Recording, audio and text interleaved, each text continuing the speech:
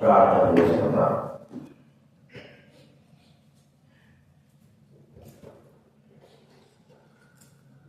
పరలోకమున తండ్రి, యేసు ప్రభు నామమునకు స్తుతి చెల్లిస్తా ఉన్నాం. ప్రభువా, ఈ యొక్క ఉదయకాల సమయంలో తండ్రి మిమ్మల్ని స్తుతించి గౌరవించాలని, మీ ప్రేమ మీ దయ సర్వలోక ప్రజలు గ్రహించాలని తండ్రి మీరు తండ్రి ఆశిస్తున్నందుకు స్తోత్రాలు. మేము కూడా మిమ్మల్ని స్తుతించి గౌరవించాలని మాటలు పట్టుకున్నాను చూపిస్తా ఉన్నాం తండ్రి. మీ స్వరం చేయండి, మీ మాటలు దయచేయండి, మీ కృపను కోరుకుంటున్నాను. సహాయం చేయండి ప్రభావ, మీ చిత్తాన్ని నెరవేర్చవలసింది వేడుకుంటున్నాను. సహాయం చేయండి ప్రభావ. రావాల్సినటువంటి వారందరూ కూడా మీరు త్వరపెట్టి తీసుకురావాల్సిన మనం చేస్తున్నారు తండ్రి. మీ కృపను కోరుకుంటూ మీ చిత్తాన్ని నెరవేర్చవలసిన మనం చేస్తూ తండ్రి, వచ్చిన వారి బట్టి స్తోత్రాలు చెల్లిస్తూ కృతజ్ఞతాపూర్వక చెల్లిస్తూ మహిమ ఘనత స్తుతి ప్రభావం తెలుస్తూ కారణం ద్వారా మేము స్థుతించి కనపరిచిన ప్రభావ, అదే ప్రకారంగా వాక్యం ద్వారా మేము మహిమపరచుగా గ్రహించవలసిందిగా ప్రభావం మేము స్థుతిస్తూ యేసు నామమున ప్రార్థించి అని వేడుచున్నాము తండ్రి.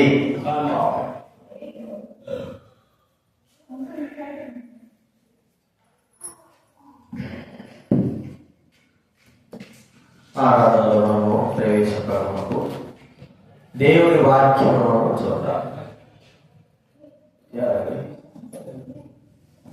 చీర వాక్యం వచ్చినప్పుడు వేసేయాల్సి. దేవుని గ్రంథంలో నుంచి 104వ అధ్యాయం, కీర్తన గ్రంథం 104 33వ వచనం మనం అందరం కూడా కలిసి చదువుకున్నాం. కీర్తన గ్రంథం 104వ అధ్యాయము 33వ వచనం మాకందరికి తెలిసినటువంటి కీర్తన గ్రంథం 104వ అధ్యాయము 33వ వచనం అందరూ చదువుకుంటాం. బైబిల్ మధ్యలో నుంచి 507 104:33. నా జీవిత కాలమంతయు నేను యెహోవాను కీర్తన పాడను, నేను ఉన్నంత కాలం నా దేవుని కీర్తించదను. అలాగే 34, ఆయన కూర్చిన నా ధ్యానము ఆయనకు ఇంపుగా ఉండుగాక, నేను యెహోవా యందు సంతోషించదను. నా జీవిత కాలం అంతా కూడా మరి కీర్తనకారుడు చెబుతున్నా, జీవిత కాలం అంతా కూడా నేను దేవుని కీర్తిస్తా. కీర్తన పాట నేను ఉన్నంత కాలం ప్రభుని కీర్తిస్తా. కీర్తనలు కీర్తి, ఘనత, స్తుతి, ఆరాధన, మహిమ అవన్నీ కూడా నేను ఉన్నంత కాలము నేను చేస్తాను అని ఇక్కడ మనకు కీర్తనకారుడు సెలవిస్తున్నాడు. ఎంతో గొప్ప కార్యములు మానవ జీవితంలో జరుగుతూ ఉంటాయి. మానవుడు ఎన్నో విషయాలు, ఎన్నో కార్యాలను మరి దేవుడి ద్వారా పొందుతుంటున్నాడు. మహిమ కలిగిన కార్యాలను కూడా దేవుడి ద్వారా మానవుడు పొందుతా ఉన్నాడు. ప్రతి మానవుడు మరి దేవుడు చేసిన గొప్ప కార్యాలన్నిటిని తలంచుకుంటే, తలపోసుకుంటా ఉంటే జీవితాంతం కూడా దేవునికి స్తోత్రం చేయడానికి రుణపడి ఉండేవాడుగా చూస్తుంటున్నాం. మనమంతా కూడా అదే జీవితాంతం కూడా మనము దేవునికి రుణపడి ఉండేవారుగా ఉన్నాం. జీవితాంతం మనము ఎంతగా స్మరించినా, ఎంతగా గర్వపరిచినా ఆయన నామం ఎంతో గొప్పది. మనము ఆ రుణాన్ని తీర్చుకునే దేవుడు మనకు చేసిన మేలు ఉపకారాలు ఆ రుణాన్ని తీర్చుకోవాలి. కాబట్టి జీవితాంతం కీర్తించిన, జీవితాంతము పాటలు పాడినా, జీవితాంతం మహిమపరిచిన, జీవితాంతం ఆరాధించినా కూడా, స్తుతి కృతజ్ఞత చెల్లించినా కూడా రుణము తీర్చుకోలేనంత విధంగా జీవితాలు ఉన్నాయని మనం గుర్తించుకుంటున్నాం. కాబట్టి ఒక్కొక్కరి జీవితాలు మనం గుర్తిస్తే నేనున్నంత కాలం వారున్నంత కాలం వారి జీవితాలతో కూడా దేవుడి యొక్క గొప్ప కార్యాలను గుర్తుపెట్టుకొని దేవుడు స్తుతిస్తూనే ఉంటారు, ఘనపరుస్తూనే ఉంటారు. కాబట్టి అలాంటి యొక్క అనుభవాలు మన జీవితాల్లో కూడా జరిగి ఉన్నాయి. కాబట్టి ఒక్కొక్కరు మనం గుర్తించుకుంటే చూద్దాం. బైబిల్ గ్రంథంలో నుంచి ఆదికాండం 19వ అధ్యాయం. ఆదికాండము 19వ అధ్యాయము 19వ వచనం దయచేసి చదువుకుందాం. ఆదికాండము 19వ అధ్యాయం 19వ వచనం నుంచి 19 కలిసి చదువుకుందాం. ఆదికాండం 19వ అధ్యాయము 18 అలా చదువుకుందాం. ఇదిగో నీ కటాక్షము నీ దాసుని మీద వచ్చినది, నా ప్రాణం రక్షించడం వల్ల నీవు నా ఎడల కనపరిచిన నీ కృపను ఘనపరచితివి. నేను ఆ పర్వతమును తప్పించుకొని పోలేదు, ఈ కీడు నాకు సంభవించి చచ్చిపోదునేమో. నీ కటాక్షము నీ దాసుని మీద వచ్చినది, నా ప్రాణం రక్షించడం వల్ల నీవు నా ఎడల కనపరిచిన నీ కృపను ఘనపరచితివి. దేవుడి కృపను బట్టి ఇక్కడ మనకు తెలుసు లోతు గురించి మనం ఇక్కడ చూసుకుంటా ఉంటున్నాం. లోతు మరి తన యొక్క ప్రధానటువంటి అబ్రాహాం నుంచి వేరైపోయి సొదొమ గొమొర్రా లోపల ఆ యొక్క పట్టణంలో ప్రవాసిగా ప్రదేశిగా నివసిస్తా ఉంటున్నాడు. తాను తన యొక్క 2 కుమార్తెలు, తన భార్య, నలుగురు కలిసి నివసిస్తా ఉంటున్నారు. అక్కడ కొన్ని సంవత్సరాలు, కొన్ని దినాలు కూడా నిలిచి ఉన్నారు. దేవుడి యొక్క ఉగ్రత సొదొమ గొమొర్రా పైన నిలిచి ఉండి వారి యొక్క పాపము బహు భయంకరమైనది. బైబిల్లో చూస్తాడు చూడండి. ఆదికాండం 18వ అధ్యాయం.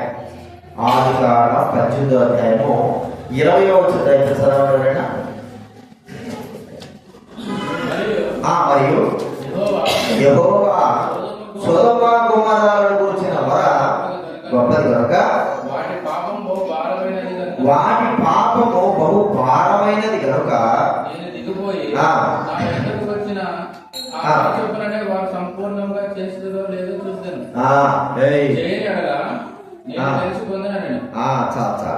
యెహోవా వాటిని గురించినటువంటి మొర గొప్పది, వాటి పాపము బహు భారమై ఉన్నది. బహు భారమైనటువంటి ఏమరా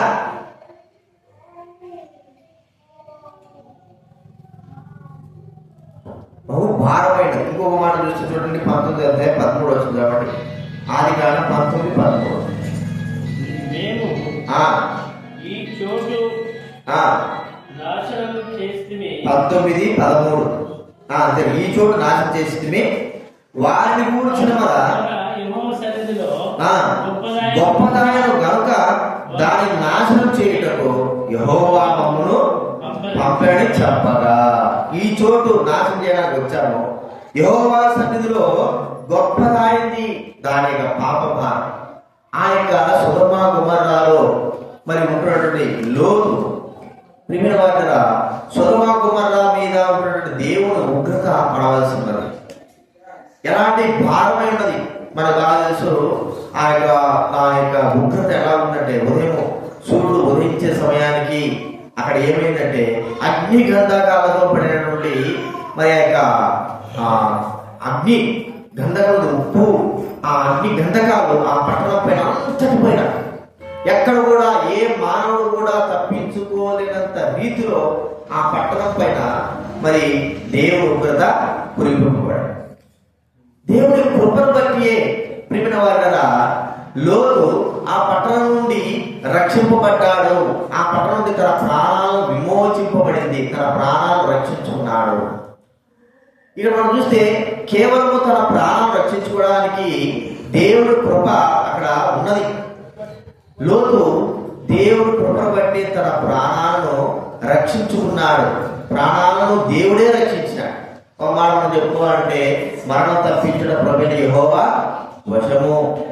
ఆయన మన ప్రాణాలని చూడ మాటది నాశనమును గోతి నుండి మనం విడిపించిన దేవుడు. కీర్తన గ్రంథము మనం చూస్తే, కీర్తన గ్రంథము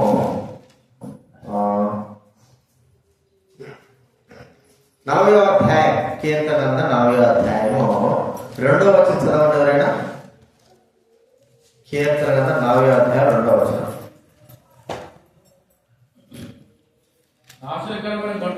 నాశనకరమైన గుంట నుండి ఆయన నన్ను పైకెత్తు. నాశనకరమైన గుంట ప్రమాణం చెప్పుకోండి చూడండి. అది కీర్తన గ్రంథం 30వ అధ్యాయంలో 3వ వచనం చదవండి. కీర్తన గ్రంథంలో పాతాళం నుండి నా ప్రాణము లేవదీసితివి, నేను గోతిలోనికి దిగకుండా నీవు నన్ను బ్రతికించింది. గోతిలోనికి దిగకోకుండా పాతాళంలోని దొంగ ఊపిలో నుండి లేవనెత్తబడినటువంటి వ్యక్తిగా అక్కడ లోతు ఉన్నాడు. అంటే తన ప్రాణమును దక్కించుకున్నాడు.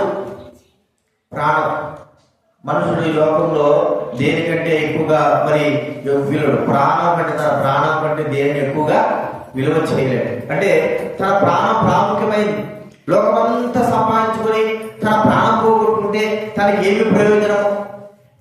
ప్రియమైన వాళ్ళరా, సొదొమ గొమొర్రాలో అందరి ప్రాణాలు వారి పాపం బట్టి దేవుడు అగ్ని ద్వారా వారందరూ కూడా నశింపజేసిన వాడుగా మనం చూస్తాం. అగ్ని ద్వారా అందరి ప్రాణాలు, ఒకరిగా అందరి ప్రాణం. అయితే వారందరి ప్రాణంలో నుండి లోతును మాత్రం విడిపించిన వాడిగా మనం చూస్తా ఉన్నాం. లోతును తన ప్రాణాన్ని జగడగల దొంగ ఊపిలో నుంచి లాగినట్లుగా, మరి తన ప్రాణాన్ని పాతాళం యొక్క గోతిలో నుంచి విడిపించినట్లుగా, తన ప్రాణాన్ని రక్షించిన వాడుగా, తన ప్రాణభిక్ష పెట్టిన వాడుగా మనం చూస్తా ఉన్నాం. మరవగలడా? తన జీవితాంతం కూడా లోతు దేవుని మరవగలడా? దేవుని స్తుతించకుండా ఉండగలడా? నశించిపోయేటువంటి సమయంలో ప్రాణము కాపాడినాడు. ఆయన ప్రాణాన్ని కాపాడిన వాడుగా చూస్తుంటున్నాం. సకల లోకం యొక్క ప్రాణాలు ఆయన చేతిలో ఉన్నాయి. ప్రియమైన వాళ్ళరా, ఈరోజు దేవుడు మన ప్రాణాలను కూడా కాపాడాడు. మన ప్రాణాలు గాలిలో కలిసిపోయేవి. ఒక క్షణాల్లో మన ప్రాణాలు వదిలిపోయేవి. మరి ఎప్పుడు మన ప్రాణం వదిలిపోతుందో తెలియదు. కానీ దేవుడు తన కృపను బట్టి మనకు ప్రాణభిక్ష పెట్టినాడు. ఇప్పుడు సజీవులో ఉన్నా చూడండి. మనది యెషయా గ్రంథం 38వ అధ్యాయం. యెషయా గ్రంథం 38వ అధ్యాయము 17వ వచనం. యెషయా గ్రంథం 38వ అధ్యాయము 17వ వచనం. మిక్కుడమైన ఆయాసం నాకు నెమ్మది కలుగుటకు కారణమాయెను. నీ ప్రేమ చేత నా ప్రాణమును ఎక్కడ నుండి విడిపించాడంటే నాశనం అనే గోతి కదండి. నాశనం అనే గోతి అంటే సమాధి. ఇంకోటి మనం చూస్తే 103వ కీర్తన 4వ వచనం అది మాట మనకు కనబడతా ఉంది. 103వ కీర్తన చూడండి. 103 4వ వచనం చదవగలరా? నీ ప్రాణమును విమోచించి ఉన్నాడు. సమాధిలో నుండి నీ ప్రాణమును విమోచించుచున్నాడు. ఎక్కడ ఉండండి? నాశనకరమైన గుంట సమాధిలో నుండి మన ప్రాణాన్ని విమోచించిన వాడుగా మనం చూస్తా ఉన్నాం. ప్రియమైన వాళ్ళరా, ఈ యొక్క ఉదయకాల సమయంలో లోతును దేవుడు తన కృపను బట్టియే తన ప్రాణాన్ని సొదొమ గొమొర్రాలో నుండి కాలిపోకుండా, నశించిపోకుండా ప్రాణభిక్ష పెట్టినట్లుగా తను తప్పించిన వాడుగా చూస్తా ఉంటున్నాం. నిజంగా నా దేవుడు మనలందరూ కూడా తన ప్రాణాన్ని మనకు అనుగ్రహించినాడు. అంటే తాను ప్రాణం పెట్టి మనం బ్రతికించాడని ఒక మాట గుర్తించుకోవాలి. ఆయన మన కోసం ప్రాణం పెట్టాడు, మన ప్రాణాన్ని నిలిపాడు కదా. చాలా మంది అంటా ఉంటారు, ఇప్పుడు తల్లి బిడ్డ గర్భవతుంది అనుకోండి, చనిపోయే సమయంలో ఆ తల్లికి ప్రాణమే బిడ్డకి ప్రాణం ఎవరో ఒకరు బతకాలా కదా. ఎవరో ఒకరు బతకాలంటే ఏం చెప్తారు మనము? డాక్టర్లు ఎవరు చెప్పలేమండి.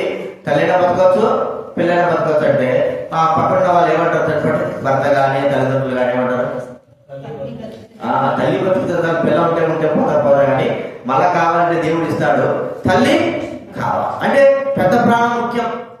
చిన్న ప్రాణం అది ఇప్పుడే వచ్చేది ప్రాణం అయినప్పటికీ కూడా ఆ ప్రాణానికి కూడా మానవుడు చాలా విలువిస్తాడు. మరి దేవుడు మనకి ఎంత విలువించాడు? మన ప్రాణానికి తన ప్రాణం పెట్టాడు, తన రక్తం దాచాడు, తన ప్రాణాన్ని అర్పించాడు.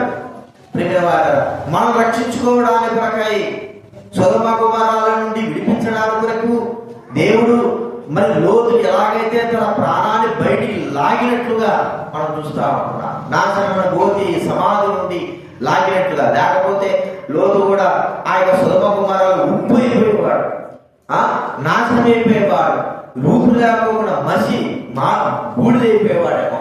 కానీ దేవుడు తన ప్రాణాన్ని కాపాడు. ఇది నాన్న మనం కూడా కాపాడాడు. ఒకసారి మనం గుర్తించుకుందాం, మన ప్రాణం ఈ దినాన ఉంది అంటే దేవుడి కృపనే. పిల్లవారు కదా, లోతు మర్చిపోగలడా? దేవుడు చేసినటువంటి ఈ ఉపకారం బట్టి, దేవుడు చేసినటువంటి కృపను బట్టి, దేవుడు కలిగించినటువంటి ఆ ప్రాణ భిక్షను బట్టి మర్చిపోగలడా? మర్చిపోలేడు. మరి మనము కూడా మర్చిపోలేదు. మన ప్రాణాన్ని కూడా నాశపడి గోతుడిని విడిపించాడు. ఇదనా మనందరూ కూడా దేవుడు ప్రాణము అనుగ్రహించిన వాడుగా చూస్తా ఉన్నాడు, కాపాడిన వాడుగా చూస్తా ఉన్నాడు.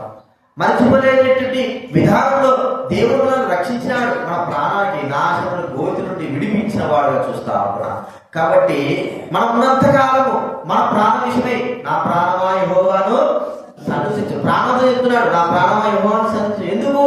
ఇక 103వ కీర్తన చదివితే నీ యొక్క ప్రాణాన్ని రక్షించాడు, గోతులు పోకుండా చూశాడు, నీ దోషాలను క్షమించాడు, నిన్ను కాపాడాడు, కటాక్షం అనుగ్రహించాడు. కాబట్టి ప్రాణమా నువ్వు ప్రభువును స్తుతించు. ఇదా కూడా మనం మన ప్రాణంతో చెప్పుకోవాలి, నా ప్రాణమా ప్రభువును స్తుతిస్తూ గణపరు. నేనున్నంత కాలము నా ప్రాణంతో ప్రభువును స్తుతించి గణపరుస్తాను అని మనము ప్రభువును స్తుతించే వారగా ఉండాలి. ఇది మొట్టమొదటి మనం చూస్తుంటున్నా. లోతుకు కలగజేసిన ఈ కార్యక్రమం ఒకసారి గుర్తిస్తే తాను మర్చిపోలేడు, మరవలేడు. తన మరణాంతం వరకు కూడా ఆ కార్యము వివరించాడు. ఎందుకంటే అగ్నిగంధకాలతో పడినటువంటి ఆ అగ్నిగంధాల ద్వారా వాటి నుంచి ప్రాణాన్ని లాగి బయట వేసినాడు, కాబట్టి గుర్తించుకుందాం. ఈ మాట మనం గుర్తిస్తే ఒక మాట చూడండి, అగ్నిలో నుండి లాగినట్టుగా అనే మాట చూడండి. యూదా గ్రంథం 1వ అధ్యాయం ప్రకటన ముందు చూడండి. యూదా 1వ అధ్యాయము 23వ వచనం చదవడం 22, 23. అగ్నిలో నుండి లాగినట్టు కొందరిని రక్షించుడి. ఏంటంటే అగ్నిలో నుండి లాగినట్టు, అగ్నిలో పడబోయే విధంగా ఎవరైతే పడిపోతున్నారో వారిని పట్టి లాగడము. ప్రభుని దేవుడు అగ్నిలో పడిపోకుండా, నాశనంలో పడిపోకుండా తన ప్రాణాన్ని లాగినాడు దేవుడు. లోతు విషయంలో మన విషయంలో కూడా అదే జరిగింది. అగ్నిలో ఇప్పుడు మనం కూడా నిత్య నరకాగ్నికి వెళ్ళవలసిన వారు, మన ఆత్మ, మన ప్రాణం. అయితే అగ్నిలో నుండి లాగినాడు దేవుడు, తన ప్రాణం ఇచ్చి మనందరం కూడా అగ్నిలో నుండి అనేకమైన వారిని లాగి బయటికి వేసినాడు. లేకపోతే మనం అందరం కూడా ఎప్పుడో మన ప్రాణాలు వదిలేయాల్సింది, ఎప్పుడో నిత్య నరకాగ్ని అగ్నికి ఆహుతి కావాల్సింది. ఇది మనం చూస్తుంటున్నాం. లోతు దేవుడు కలగజేసిన గొప్ప కార్యం తన జీవితాంతం కూడా గుర్తు పెట్టుకునేవాడుగా ఉంటున్నాడు. తన బ్రతికినంత కాలం దేవుడి యొక్క కృపను ధ్యానించేవాడుగా చూస్తా ఉంటున్నాం. రెండోది మనం చూస్తా ఉంటే చూడండి, యెహోషువ గ్రంథం 2వ అధ్యాయం. యెహోషువ గ్రంథము 2వ అధ్యాయం.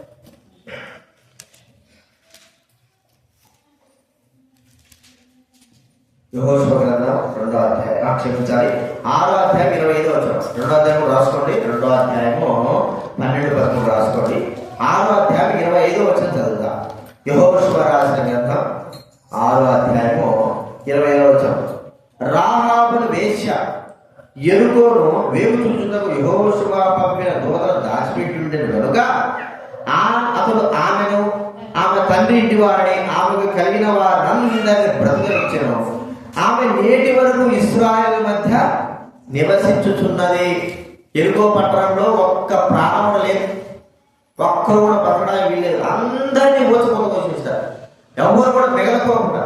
కానీ ఇక్కడ రాహాబు వేశ్య తన ఇంటిలో ప్రాకారం మీద కట్టబడిన తన ఇంట్లో తన తల్లిదండ్రులైన వారిని, అన్నదమ్ములైన వారిని, తన బంధువులైన వారిని, తన వారిని ఎందరూ కూడా ఆమె మరి చేర్చుకున్నదిగా చూస్తా ఉంటున్నారు. తన వారిని చేర్చుకున్నారు.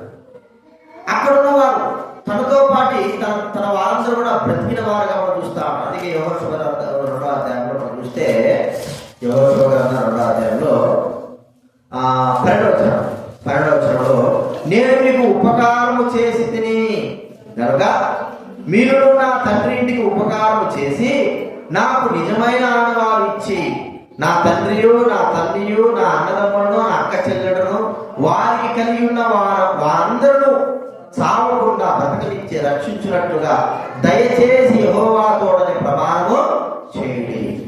ఒక ఆనవాలు రాహాబు వేసిన గురించి మనకు బాగా తెలుసు. ఆమె జీవితమే పాప సంబంధమై ఎరుగో పట్టణంలో ఉంటున్న వ్యక్తి, ఒక అన్యురాలుగా ఉంటున్న వ్యక్తి, దేవుని ఎరుగనటువంటి వ్యక్తి. అయితే దేవుని యొక్క గొప్ప కార్యాలను, దేవుని యొక్క మహత్కారాలను, దేవుని యొక్క కార్యాలను తాను చూసిందిగా విన్నదిగా చూస్తా ఉంటాం. కేవలం విన్నదే, ఒకవేళ చూసిందే లేదో తెలియదు కానీ విన్నది. ఆ వినికిడి ఆ దేశాలు వినపడితే ఎరుకో పట్టణంలో కూడా ఆ వినికిడి వినపడింది. దేవుడే వారితో ఉన్నాడంట. దేవుడు ఆకాశంలో మరి మేఘస్తంభంగా అగ్నిస్తంభంగా వారి ముందు నడుస్తున్నాడట. ఏ రాజులు కూడా వారి ఎదురు నిలబడకపోతున్నారట. పట్టణాలు కూడా వారు స్వాధీనపరుచుకుంటున్నారట అని ఆమె విన్నది. విన్న వెంటనే ఆమె మరి వేరు చూసిన వచ్చిన వారు ఆమె ఇంటి దిగినప్పుడు వారిని సంరక్షించిందిగా చూస్తా ఉంటున్నా, కాపాడేదిగా చూస్తా ఉంటున్నా. వారిని కాపాడి వారిని సంరక్షించి వారిని దాచిపెట్టింది, వారు చనిపోకుండా. ఇప్పుడు వారు వెళుతున్నప్పుడు నాకు ఉపకారం చేయండి, నేను మీకు ఉపకారం చేశాను కదా అంటే వారు అన్నారు, మరి ఏదైనా ఒక ఆనవాళ్ళు ఇవ్వండి అంటే నీ ఇంటిలో ఎవరైతే ఉంటారో వారందరూ కూడా మరి రక్షింపబడతారు. నీ ఇంటి కిటికీకి ఏ కిటికీ నుంచి అయితే నన్ను దింపావో ఆ కిటికీకి ఇదిగో ఈ యొక్క ఎర్రని దారము కట్టాలా, ఎర్రని దారం కట్టాలి. సరే, అలాగే ఆమె ఎర్రదనం కట్టింది. చూడండి ప్రియమైన వాళ్ళరా, అక్కడ జరిగిన కార్యక్రమం చూస్తే వారు వచ్చారు, యెహోషువ వచ్చాడు, సైన్యంతో వచ్చాడు. కోట గోడలు వారు ఏమి కూడా మరి యంత్రాలు ఉపయోగించుకోకుండా కోట గోడలు అన్ని కూడా పడిపోయినాయి. మరి ఆ కోట గోడలు ఎక్కేశారు. అందరూ కూడా స్వాధీనపరుచుకుంటున్నారు, అందరూ కూడా చంపేసుకుంటున్నారు. అయితే ఆ కోట గోడ పైనటువంటి ఆయన రాహాబు వేసి దగ్గరకు వచ్చాడు. ఆ ఇంటికి మరి దారం ఉంది, ఎర్రని దారం ఉంది. ఆ దారాన్ని బట్టి అందరూ చెప్పినారు, ఎర్ర దారం ఆ ఇంటి మీద ఉంది. ఉన్న ఆ దారం బట్టి ఎవరైతే ఆ ఇంట్లో ఉంటారో అందరూ రక్షింపబడాలా. ప్రియమైన వాళ్ళ అలాగే జరిగింది. తన కుటుంబం అంతా కూడా ఇప్పుడు ఏమైందంటే కత్తి బాధ పడుకోకుండా విమోచింపబడ్డారు. ఎవరు ఒకరు కాదు, ఆ ఒక్కతే కాదు, తన తల్లిదండ్రులు, అన్నదమ్ములు, అక్క చెల్లెలు, వారు కలిగిన వారందరూ కూడా ఆ ఇంటిలో ఉన్నారు. ఎంతమంది ఉన్నారో తెలియదు. ఆ ఇంట్లో ఎంతో మంది ఇరుక్కుని ఉన్నారేమో. ఆ ఇంట్లో ఎంతమంది ఉన్నారు, అందరూ కూడా ఆ ఇంటిలో ఆ ఎర్ర దారము ఉన్న దానిని బట్టి, ఇంటికి ఎర్ర కిటికీకి ఎర్రదారం ఉన్నదాన్ని బట్టి అక్కడ ఉన్న వారందరూ కూడా ఏమైపోయినారు, విమోచింపబడ్డారు. మనకు బాగా తెలుసు, ఇశ్రాయేలు మరి వాళ్ళు బయటకు వచ్చే సమయం ముందు ఆ పస్కా బలి పశువు అర్పించినప్పుడు దాని రక్తము ఎక్కడుందండి, ఇంటి ద్వారా బంధాల పైన ఉన్నారు. ఏ ఇంటి ద్వారా బంధం పైన అయితే రక్తం ఉంటుందో ఆ ఇంటిలో ఉన్న వాళ్ళందరూ కూడా మరి మరణం నుంచి విమోచింపబడ్డారు, మరి శిక్ష నుంచి విమోచింపబడ్డారు. మనం చూస్తుంటున్నాం, విమోచకులుగా చేపట్టిన ప్రియమైన వాళ్ళ అలాంటి వారు ప్రభువును స్తుతించేవారుగా మనం చూస్తాం. రాహాబు వేశ్య తాను ఆ యొక్క ఎరుగో పట్టణస్తులతో పాటు నశించిపోకుండా ఆ ఎర్ర దారము ఆ కిటికీకి ఉండడం ద్వారా ఆ కుటుంబస్తులందరూ కూడా ఒకరుగా అందరూ ఎంతమంది చేసుకున్నారు, అందరూ కూడా రక్షింపబడ్డారు, విమోచింపబడ్డారు. వారు విమోచింపబడమే కాదు, ఇశ్రాయేలు మధ్య వారు నివసించడానికి అర్హత బాధ్యత వారికి కలిగింది కదండి. మనం ఒకసారి మనం చూస్తుంటే మనం ఎలాంటి వారు దేవుడు అపోస్తలుడు పౌలు చెప్తున్నాడు.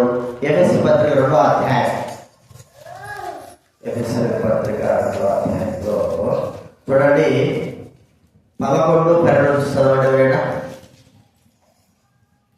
కాబట్టి ఇందుకు శరీర విషయంలో అన్యజనులై ఉండి శరీరమందు చేతితో చేయబడిన సున్నతి గలవారు అనబడిన వారి చేత సున్నతి లేదనబడే వాడిన మీరు ఆ కాలమందు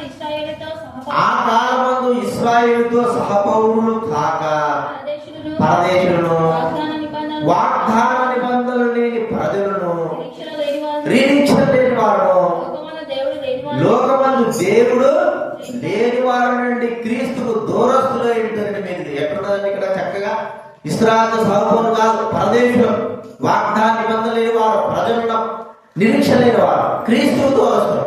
అలాంటి వారిని మనం ఏం చేశామంటే సమీపస్తులుగా అమానుగా 13 ఆయన మునుపు దూరస్తులైన మీరు ఇప్పుడు క్రీస్తు యేసునందు క్రీస్తు రక్తం వల్ల సమీపస్తులు. రాహాబుని వేశ్య, మరి ఆమె ఎరదారం తన కిటికీ కట్టుకోవడం ద్వారా తన కుటుంబం అంతా కూడా, తాను తన కుటుంబము తన యొక్క అన్నదమ్ముల యొక్క పిల్లలందరూ కూడా మరి ఇశ్రాయేలుకి సమీపస్తులు, అంటే వారి మధ్య నివసించే వారిగా మనం చూస్తా ఉంటున్నాం. నివసించడమే కాదు, మరి ఇశ్రాయేలుతో పాటు మరి ఆ స్త్రీ బంధుత్వం కల్పించుకుంటున్నా చూస్తా ఉన్నాం. యూదా గోత్రం యొక్క స్త్రీగా, ఆ యూదా గోత్రంలో మరి చేరిన వ్యక్తిగా మనం చూస్తా ఉంటున్నాం. తన ద్వారా మరి వేష ఆ సంతానంలో నుండి యేసు క్రీస్తు వారు రావడం మనం చూస్తా ఉన్నాం. వాళ్ళరా, ఏ స్థితి కలిగినటువంటి స్త్రీ ఆమె మర్చిపోగలదా? తనకు ప్రాణభిక్ష పెట్టినటువంటి ఇశ్రాయేలు దేవుడి విషయమై, తనను తన కుటుంబాన్నంతటిని బ్రతికించినటువంటి ఇశ్రాయేలు దేవుడి విషయమై, కాపాడినటువంటి దేవుడి విషయమై ఆమె మర్చిపోగలదా? తన జీవితాంతం కూడా ఇశ్రాయేలు మధ్య నివసించడానికి కోరుకున్నది, ఆ దేవుని ఆరాధించడానికి కోరుకున్నది, మహింపరచడానికి కోరుకున్నది. అలాగే ఉన్నది ఆమె. మరి అన్ని జనురాలు. ఒకవేళ ఆమె అనుకోవచ్చు, నేను వీరితో చేరగలకు రక్షింపబడ్డాను కాబట్టి నా సొంతగా నేను వెళ్ళిపోవచ్చు అనుకుండొచ్చు. కానీ వెళ్ళలేదు ప్రియమైన వారు. ఆమె అక్కడే ఉన్నది, వాళ్ళ మధ్య ఉన్నది. యూదా గోత్రం వ్యక్తికి వివాహం చేస్తున్నది.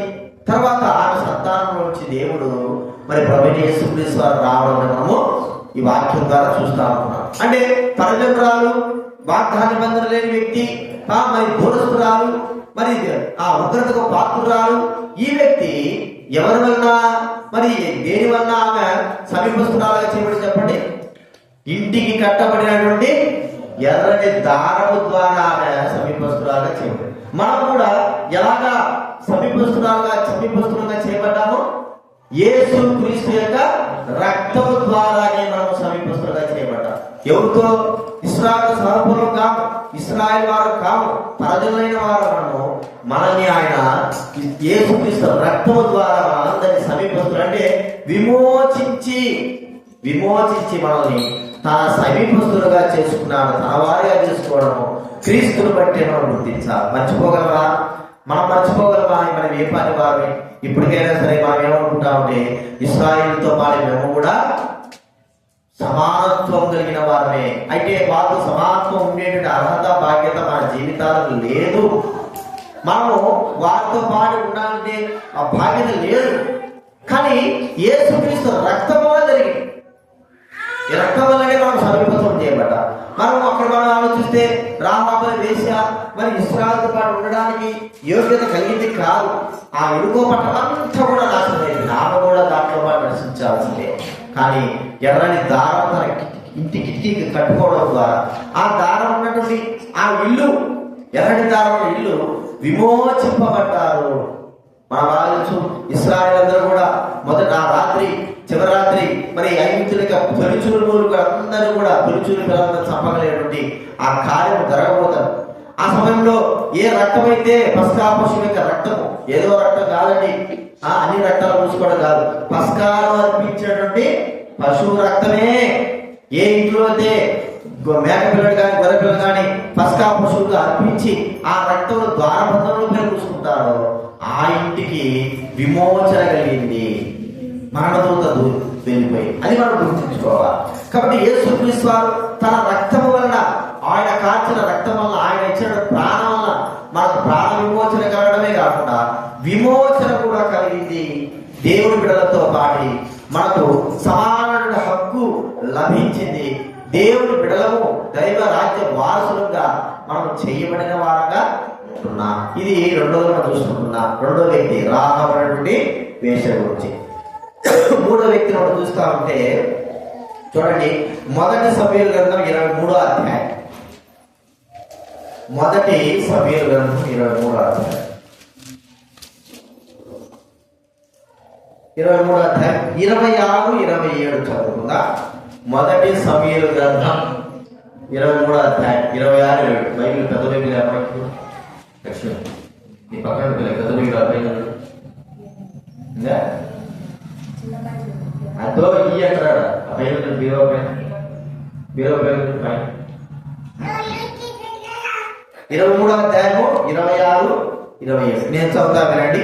అయితే సౌలు పర్వతం ఈ తట్టునను దావీదును అతని జనులను పర్వతం ఆ తట్టునను పోవుచుండగా దావీదు సౌలు దగ్గర నుండి తప్పించుకొని పోవలని త్వరపడుచుండెను. సౌలును అతని జనులను దావీదును అతని జనులను పట్టుకొనమని వారిని చుట్టుకొచ్చుండ్రి. తెల్లవారుచుండగా దూతయముడు సౌలునకు వచ్చి నీవు త్వరగా రమ్ము, ఫిలిష్తీయులు దండెత్తి వచ్చి దేశంలో చొరబడి ఉన్నారని చెప్పాను.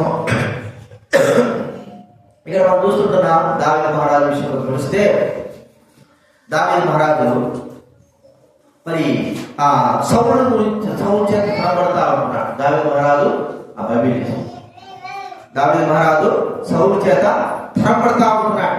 ఇక్కడ దొరికినాడు, దగ్గరకు వచ్చేసాడు. ఎంత దగ్గరకు వచ్చాడంటే పట్టుకునేంత దగ్గరకు వచ్చేసాడు. ఆ సమయంలో అతనికి వినబడిన ఒక వ్యక్తి వచ్చాడు, అయ్యా నువ్వు త్వరగా రావాలి, ఫిలిష్తీయులు మన మీద దండెత్తినారు. చూడండి, తనకు చుట్టూ ప్రమాదం పొంచి ఉన్న సమయాల్లో దేవుడు అద్భుత రీతిగా తనను రక్షించిన వాడుగా చూస్తా ఉన్నాడు. అద్భుత రీతిగా ఈ సందర్భమే కాదు కానీ అనేకమైన సందర్భాల్లో దేవుడు తనను రక్షించినాడు, రక్షణ తనకు కలగజేసినాడు అని చూస్తుంటున్నాం. మనకు చూస్తే 2వ సమూయేలు గ్రంథం బైబిల్ 2వ సమూయేలు 21వ అధ్యాయం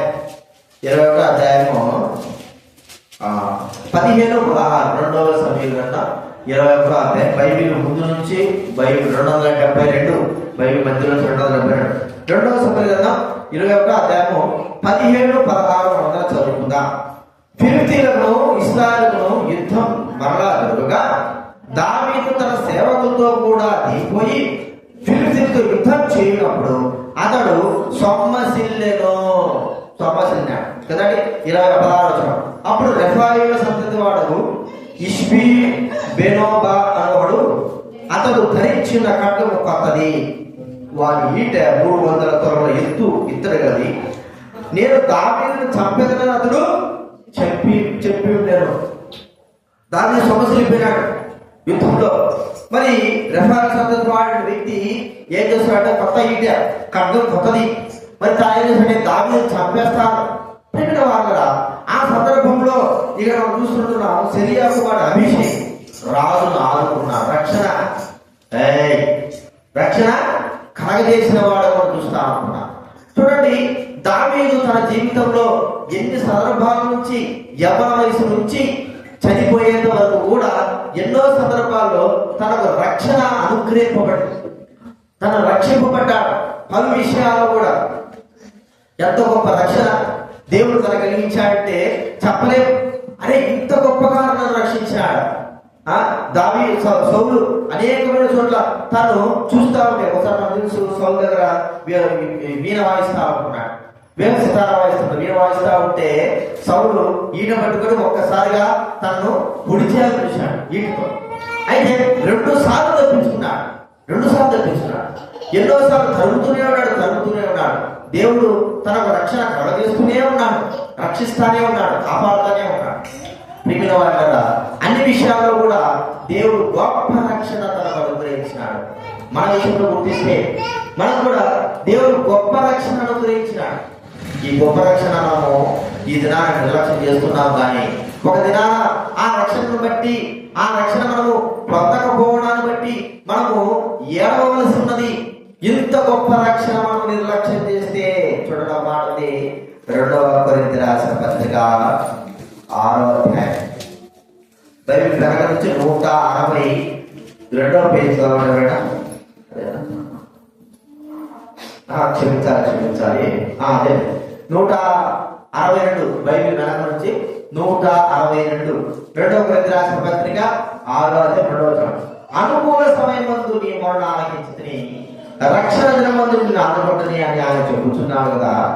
ఇదిగో ఇప్పుడే మిక్కిలి అనుకూల సమయము, ఇదిగో ఇదే రక్షణ దినం. హెబ్రీ పత్రికలో ఆ మాట చూడండి. హెబ్రీ పత్రిక 2వ అధ్యాయం 3వ వచనం. హెబ్రీ పత్రిక 2వ అధ్యాయం 3వ వచనం. ఇంత గొప్ప రక్షణను మనము నిర్లక్ష్యము చేసిన ఎడలా ఎలాగూ తప్పించుకుందాము. చూడండి, ఇంత గొప్ప రక్షణ, ఎంత గొప్ప రక్షణ అండి! దేవుడు మనకు కలగజేసిన రక్షణ చాలా గొప్పది. దావీదు అడిగితే చెప్తాడు, ఏమంటే అయ్యా నీకు రక్షణ ఎలాగ దేవుడు అనుగ్రహించాడంటే, ఓ నా చిన్నతనం నుండి సింహం నుంచి, ఎలుగుబడి నుంచి, గొల్యాదు నుండి, ఇంకా సౌలు యొక్క ఈటల నుండి, మరి అందరూ చుట్టుకొడిన చంపాల నుండి, ఆ పరిస్థితి నుండి, నేను సమస్యలప్పుడు నుంచి నన్ను రక్షిస్తూనే ఉన్నాడు ప్రభు అని దేవుడు. నేను రక్షింపబడుతూనే ఉన్నాను, నేను కాపాడబడుతూనే ఉన్నాను. ప్రియమైన వారు, యేసు క్రీస్తు వారు కూడా మనల్ని రక్షిస్తూనే ఉన్నాడు. వెనువెంట వస్తున్నటువంటి ప్రమాదాలు, వెనువెంట వస్తున్నటువంటి సమస్యలు, వెనువెంట వస్తున్నటువంటి మరి సాతానిక పరిస్థితులు, సాతానిక మరి అంధకారం సంబంధించిన సాతానిక కార్యం నుండి కూడా మనల్ని రక్షిస్తూనే ఉన్నాడు. చూడండి, ఆయన రక్షణ లేకపోతే మనం ఏదైనా ఇలా నిలిచి ఉండేవారు కానీ కాదు. మనము మరి ఎప్పుడో మట్టిలో కలిసిపోయేవారు. దేవుడు మనల్ని రక్షిస్తున్నాడు. ఆ రక్షణ ఎలాగ ఉంది? ఆయన తన దూతలు కావాలని, తన ఆత్మలు కావాలని నిత్యము రక్షిస్తా ఉంటున్నాడు. అయితే ఈ రక్షణ కంటే అద్భుతమైన రక్షణ ఆత్మ రక్షణ. ఈ ఆత్మ రక్షణ దేవుడు మనకు కలగజేసిన వాడుగా చూస్తా ఉంటున్నా. ఎంత గొప్పగా దేవుడు మనకు ఆత్మరక్షణ కలగజేశాడు. మన కొరకై తన ప్రాణాలు పెట్టి మనం రక్షించేవారు, మనం విమోచించేవారు, మన ప్రాణాన్ని కాపాడేవారు, మనని రక్షణకు కలగజేసేవారు ఈ భూలోకంలో ఎవరు కూడా రక్షణ కలగజేయలేదు. కేవలం యేసు క్రీస్తు మాత్రమే ఆ రక్షణ కలిగింది. గొప్ప రక్షణ మనం గుర్తించుకుందాం. తన ప్రాణాలు అర్పించాడు, మన మరణం పెట్టాడు, మన కొరకే సమస్తమును అర్పించినాడు, సమాధి చేయబడ్డాడు, తిరిగి మూడో దినాలు లేచినాడు, మనందరినీ కూడా విమోచించాడు, రక్షించినాడు, రక్షణకు కారకులుగా చేసినాడు, యోగులుగా చేసినాడు. ఒక మాట మనం ఆలోచిస్తే లోకంలో ఎంతమంది రక్షింపబడలేకపోయినారండి. మనము లోకంలో ఉన్న వారందరినీ ఒకవైపు పెట్టి, రక్షింపబడిన మనందరం ఒకవైపు పెడితే, మనము పాయింట్ భాగం కూడా ఉన్నాం. ఏం ఆ పిల్లని తీసుకురా, అతను మీరు భయం పెట్టకే ఆ పిల్ల అట్లా ఉండాలి. ఒకసారి మనిషిని చూస్తే భయం పెట్టాలి. చూస్తే మనము మరి రక్షణ మనుషులందరూ లోకమంతా ఒకవైపు ఉంటుంది. మనం ఎంచుకుంటే ఎంతమంది రక్షణ ఉన్నారంటే చాలా తక్కువ మంది. ఇంతమందిని మనం రక్షించుకోవడము, మనల్ని విమోచించుకోవడము అంటే ఆ ప్రభువైన దేవుడు మనం ఆలోచిస్తే మనల్ని కాపాడినాడు, మన కొరకే తన ప్రాణాన్ని అర్పించినాడు, మన కొరకే సమస్తాన్ని అర్పించినాడు. ప్రియమైన వారు, ఒకసారి మనం గుర్తించుకుందాం. గొప్ప రక్షణ విధానం నిర్లక్ష్యం చేస్తున్నావా? నీ జీవితానికి అవసరము. దేవుడు ఇచ్చేటువంటి ఈ రక్షణ ప్రతి మానవుడికి అవసరము. నాకు వద్దంటే నేను రక్షింపడం నాకు అవసరం లేదనుకుంటే ఒక దినాన ఆ రక్షణ కొరకై మనము ఏడవలసి వస్తుంది. ఆ రక్షణ కొరకై మనము బాధపడవలసి వస్తుంది. ఆ రక్షణ కావాలి నాకొని మరి ఎలుగెత్తి ఏడవలసి వస్తుంది. దేవుడిచ్చేటువంటి రక్షణ, విమోచన ఉచితమైంది. మనందరి కొరకే తన ప్రాణాలు అర్పించి మనల్ని రక్షించుకున్నాడు. అందుకే ఆయన ప్రాణాలు అర్పించి మనందరూ కూడా తన రక్షణకు కారకులుగా చేసినాడు. ఉచితమైన రక్షణ. ప్రియమైన వారు, మనము మన పాపాలు ఒప్పుకొని ప్రభువా నేను పాపిని, నా పాపాలు క్షమించు అనేటువంటి ఈ మాటలు మనం ఎప్పుడైతే మనం ప్రభు దగ్గర హృదయపూర్వకంగా ఒప్పుకుంటామో మనల్ని ప్రభు రక్షిస్తాడు, విమోచిస్తాడు, కాపాడుతాడు. కాబట్టి ప్రియమైన వారు, ఈ రక్షణ మనము తృణీకరించదు. చాలా మంది రక్షణ తృణీకరిస్తున్నారు. చాలా మంది దేవుడు రక్షించాలంటే నాకెందుకు ఆ రక్షణ, నాకేం అవసరమా అని అనుకుంటారు. కానీ ముందున్నటువంటి పరిస్థితి మనకు ప్రభువుకు తెలుసు. ముందున్న మన ఆత్మ యొక్క పరిస్థితి, ఆ ఘోరమైన పరిస్థితి ప్రభువుకు తెలుసు. ఎంతో మంది వద్దుని వెళ్ళిపోయినారు. అయితే తమ ఆత్మను రక్షించుకోలేక నిత్య నరకాగ్నిలో పడిపోయినారు. మన బాగా తెలుసు, ధనవంతుడైన వ్యక్తి తన ఆత్మను రక్షించుకోలేకపోయినాడు. లోకంలో తన ప్రాణానికి డబ్బును బట్టి అంతా కూడా తను మరి రెస్టారెంట్ పెట్టుకుని తను కాపాడుకోగలుగుతూ వచ్చాడు. అయితే చివరికి తన ప్రాణం పోవాల్సిన సమయం పోతుంది, కానీ తన ఆత్మ విషయమై తను రక్షించుకోలేకపోయినాడు. తన ఆత్మను ఎవరు కూడా రక్షించలేని విధంగా తాను నిత్య నరకాగ్నిలో వెళ్ళిపోయినాడు. ఒకసారి మనం గుర్తించుకుందాం, ప్రభువు తన ప్రాణం అర్పించి మనకు రక్షణ అనుగ్రహించాడు. దావీదుని అడిగితే నువ్వు ఎట్లా రక్షింపబడ్డావంటే చిన్నతనం నుంచి తను చెప్పగలడు, నేను ఇన్ని విషయాల్లో రక్షింపబడ్డాను, ఇన్ని విషయాలు దేవుడు రక్షించాడు. మరి నువ్వు దేవుడు మర్చిపోతావా అంటే దావీదుని అడిగితే నేను మర్చిపోను, నిత్యము నేను కీర్తిస్తాను. మనల్ని అడిగితే మనమేం చెప్తాం, రేపే మర్చిపోతాను నేను అంటాం కదా, ఈ రోజే మర్చిపోతాను, నాకేమో తెలియదు ఆయన ఎవరు అంటాం. దేవుడు చేసిన పేర్లన్నీ కూడా తెలిసి మనం రక్షణకు ఆ ప్రభువును రక్షణించిన ఆ దేవుణ్ణి మనం మర్చిపోయేవారుగా అనుకున్నాం. ప్రేమైన వాళ్ళ నిజంగా దేవుడు ఇచ్చిన రక్షణ బట్టి ప్రభువును మనము స్తుతించాలా. దావీదు మహారాజు రక్షింపబడ్డాడు. తన ప్రాణమంతా కూడా చివరి దినాల్లో కూడా తను ఆ రక్షణను, దేవుడు కావాల్సిన రక్షణ మర్చిపోలేకపోయాడు. ఇది మనం చూసుకుంటున్నాం. తర్వాత మనం చూస్తా ఉంటే మనము మరణం నుండి చూడండి, వ్యక్తి మనం చూస్తే మొదటి రాజుల గ్రంథం 22వ అధ్యాయం, మొదటి రాజుల గ్రంథం 22వ అధ్యాయం 26 32 చదవండి. మొదటి రాజుల గ్రంథం 22 32 33 చదవండి. ఎవరైనా రథాధిపతులు యెహోషాపాతును చూచి ఇతడే ఇశ్రాయేలు రాజుని అతనితో పోట్లాడక అతని మీదికి వచ్చి యెహోషాపాతు కేకలు వేయగా రథాధిపతులు ఇతడు ఇశ్రాయేలు రాజు కానంటూ గుర్తుపట్టి అతని తరుగుట మానివేసిరి. చూడండి, ఇంకో మాట ఏముందంటే ఆ 2వ దినవృత్తాంతాల గ్రంథం 18వ అధ్యాయం, 2వ దినవృత్తాంతాల గ్రంథం ఈ యెహోషాపాతు గురించి నాకు ఇక్కడ చెప్పబడతా. 18వ అధ్యాయము 31వ చదవండి.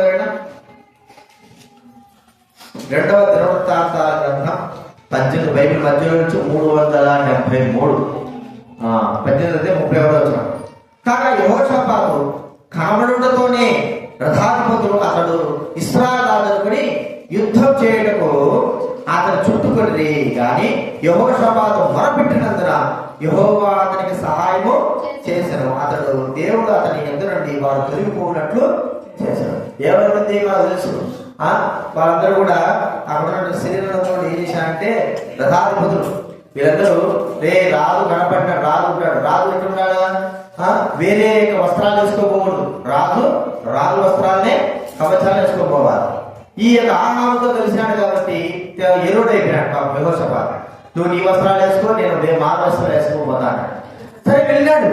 వెళ్తే వాళ్ళందరూ మాట్లాడుకున్నారు, ఎవరితో కాదు, ఒక్క దెబ్బతో రాజు చంపేసి అయిపోతారు. అంతా కూడా మీకు రాజు కనపడ్డాడు, రాజు వస్త్రాలు ఎట్లుంటాయి మీకు తెలుసు, రాజు కనపడితే ఏం చేయాలి, చంపేసేయని చెప్పారు కదా.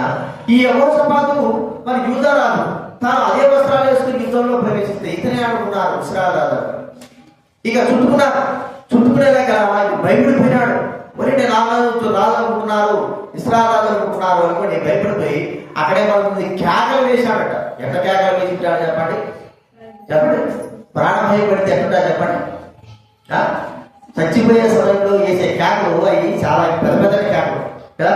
ఎక్కడైనా మనం ఆ ఇల్లు అంటుకునేది అనుకో, లోపల ఉంటాము, ఎట్లా సార్ కేకలు ఇక చెప్పడానికి వీళ్ళ. ఎవరైనా నీళ్ళలో పడిపోయినారనుకో వాడు ఎట్లా సార్ కేకలు చెప్పండి, భయంకరంగా రక్షించండి కేకలు వేస్తాడు. ఏదైనా కుక్కలు కానీ లేకపోతే ఎద్దులు కానీ తరుగుతున్నాయనుకో పెద్దగా కేకలు వేస్తారు, సాగు బతుకులు కేకలు వేస్తారు. అంటే మరణపు కేకలు మనం గుర్తించుకోవాలి, మరణపు కేక. ఇక యెహోషాపాతును మనం గమనిస్తే ఎట్లా కేకలు వేస్తున్నాడంటే ఇక తాను చుట్టుకున్నది అయిపోతాడు అన్నాయన, ఇక చచ్చిపోతాడు. అందరూ కూడా బాణాలు ఉన్నాయో లేకపోతే కత్తులు పట్టుకున్నారో తెలియదు కానీ చుట్టుకున్నారు, పెద్దగా కేకలు వేసేలా తాను ఏమిటంటే దేవుడు సహాయం చేశాడు. వాళ్ళ హృదయాలు పుట్టించాడు. మరి వీళ్ళు రాజు కదా, వీడు మహోస్పద మరి ఇశ్రాయేలు రాజు కాదు, వదిలిపెట్టి వీడెందుకు చంపాలా, రాజుగా చంపాలా కదా మనం అనుకున్నదని వదిలిపెట్టేట. వాళ్ళ మరణము మానవుడి జీవితంలో ప్రవేశించింది. ఇప్పుడు యెహోషాపాతు మరణం నుండి విడిపింపబడ్డాడు. మరణం మానవునికి చాలా చెడ్డది. అంటే దైవజనులకు మాత్రం అది ఎంతో లాభకరమైనది, కానీ అవిశ్వాసులైన వారికి ఆ మరణము ఎంతో నష్టము. అవిశ్వాసులు ఎందుకంటే ఆ మరణం పొందకుంటే నష్టాన్ని గుర్తించుకోవాలా మానవుడు.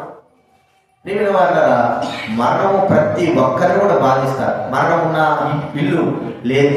మరణం ఉన్న ఇంట్లో ఎలా ఉంటుందంటే ఏడుపు, గడపలు, ఎంతో బాధ, వేదన కలిగి ఉంటుంది మరణం ఆ ఉన్న ఇల్లు.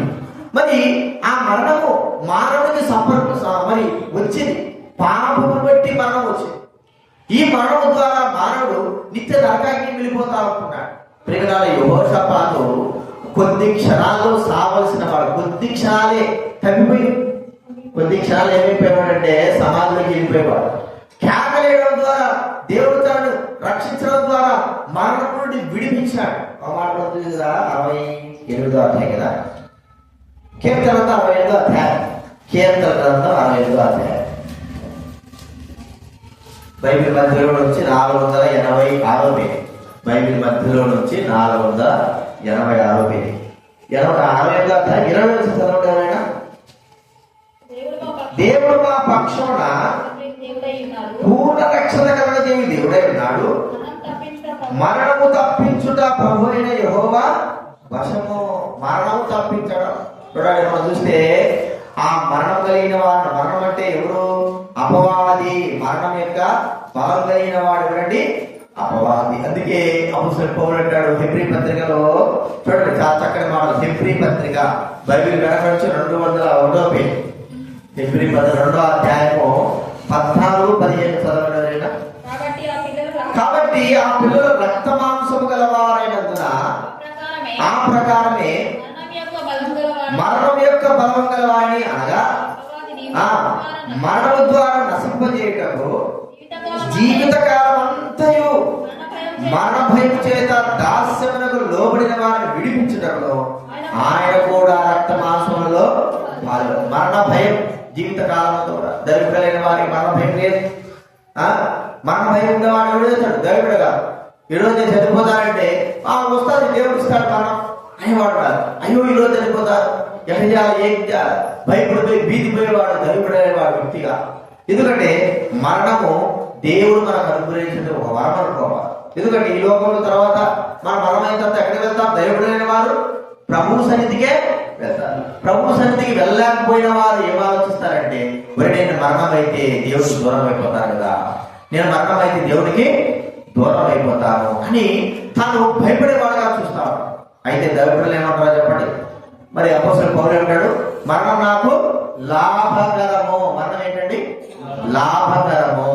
కాబట్టి మరణము మరి నేను మరణానికి భయపడను అంటాడు. అయితే భయపడిన వారికి దేవుడు అనుగ్రహించిన గొప్ప కార్యం ఏంటంటే మరణానికి భయపడాల్సిన అవసరం లేదు. మనము రెండవ మరణం కూడా తప్పించుకునబడ్డాం, రక్షింపబడ్డాం, మానసు ఇవ్వబడింది, విమోచింపబడ్డాం. ఆ రెండవ మరణం అంటే అగ్నిగుండం నుంచి తప్పించుకున్నాం. కాబట్టి భయపడాల్సిన అవసరం లేదు. ప్రభువు స్తుతించాలి. మరణం నుంచి తప్పించుకున్నాడని యెహోషాపాతు ఇంటికి వెళ్ళిన తర్వాత ఏదైనా సరే మరణ భయం వస్తే మనిషికి వచ్చేది ఏం చెప్పండి? భయపడిపోయాడు. మరణ భయం వస్తే మనిషి ఏమవుతుంది చెప్పండి? మొట్టమొదటిగా భయమే.